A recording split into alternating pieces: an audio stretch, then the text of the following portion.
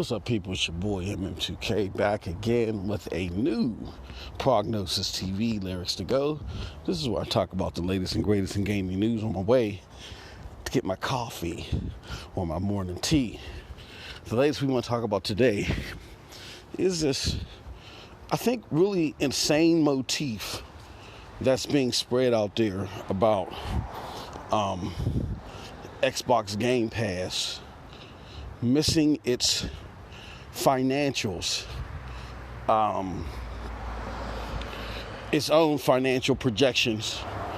And there's this motif out there that it doesn't matter because the growth that it got is good over what general growth would be. That thought, and what bewilders me is I'm seeing the sentiment from people that I do respect, that I see do have good market knowledge. Now, is that Tom Warren? I would argue that's not his expertise, but I've seen other people that have made that argument. Here's the problem with that. Now, to give a little backdrop, Microsoft had projected that year over year, or for whatever quarter was just reported, that we should see 48% growth in Xbox Game Pass. I would presume year over year, which is astronomical, but I'll explain it in a little bit. And they did get 37%, which under normal circumstances would be superb. But here's the problem.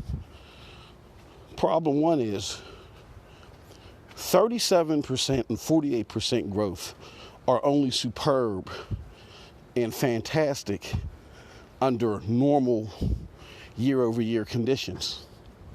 What analysts have projected, along with Microsoft themselves, that's why they had such a high goal. And trust me, when these companies make these internal goals, they don't go any higher than they feel like they have to, because they don't want to overshoot the moon. Because if they overshoot the moon, it's going to mess them up in the market, right? So they look at what the projections are from analysts.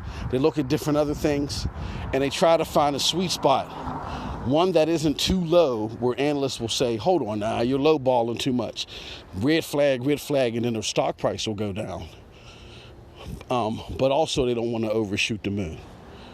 So they selected 48%. Now, why did they select 48%?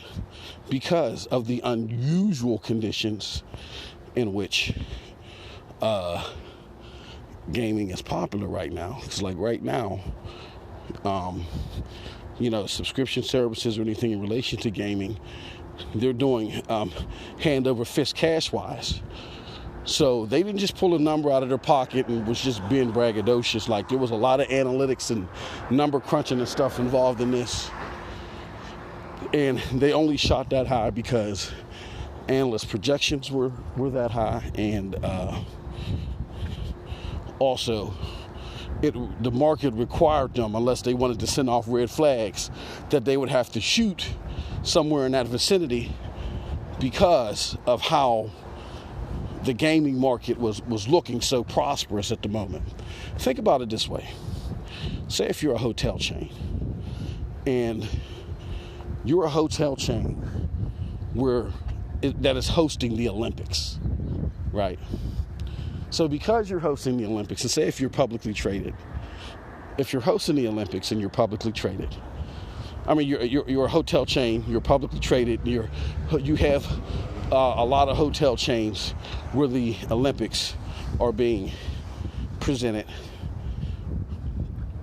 You may say, okay, normally we're around anywhere between 10 to 12 to 15% growth, but because the Olympics are coming, analysts are out here saying that, that hotel chains are gonna see 70% growth in that, because of this.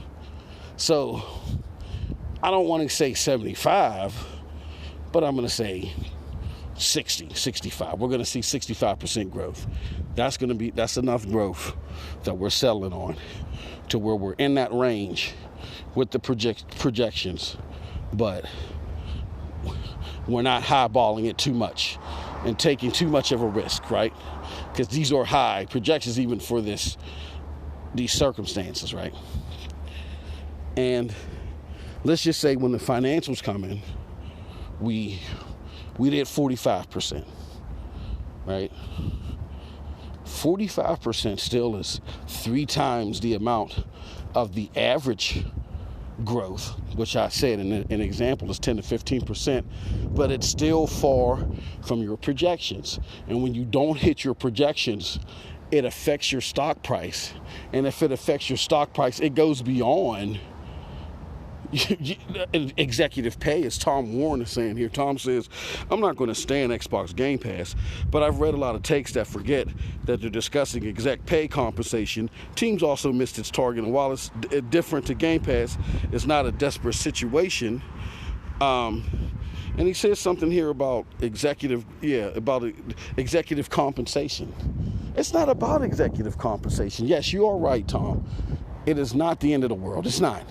But it's not to be looked at as something that's superb, because when you don't hit your projections, that's bad. It lowers your stock price and lowers your worth.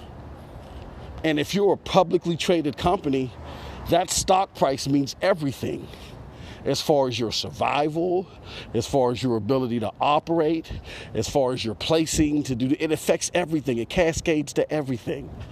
Okay? When you're a Fortune 500 publicly traded company, if you're looking to send out an RFP, or if you're looking to acquire new business, rather, we not use the industry terms and confuse people, but if you go to send out, when you hear RFP, that's what they mean. This is the acquisition for new business. When you go to do that, your prospective clients look at your stock price. How stable are you? How sound are you? Because if your stock price is bad, that means that's an indication of how well you're doing with the other clientele.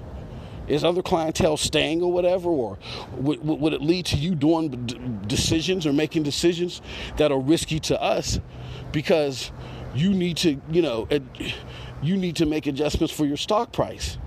It cascades to everything. Compensation, not just how execs get paid, but if the stock price is low, then bonuses are low. Like, this is absurd talk. And this is why I tell y'all got to pay attention to the people that you are listening to. Like, I'm wholly in tune with the point that it's not the end of the world. But to suggest that missing your internal markings for a placement it could just be washed away. It can't. They have cascading effects beyond just execs. The normal everyday Joe Schmo who may have needed that Christmas bonus because he's behind on his bills, he's not getting that bonus if the stock price is low. Like, what are we talking about here? There's too many people talking about things in relation to games, and they're not looking at stuff from 5,000 feet. So I urge people to, again, do some due diligence on your own. Don't just take verbatim everything that people say, because they're ignorant to how a lot of things work. Okay? And those are my thoughts. It's not horrible, but it's nothing that's just bypass and skate by anyway. It's not good. It's not good to miss those projections. All right? With that said, that's it from your boy. Let me know what you think about this in the comments, because if you like this, somebody else might as well. And until next time, stay tuned for these, because they're coming back. Have a wonderful gaming day. Peace.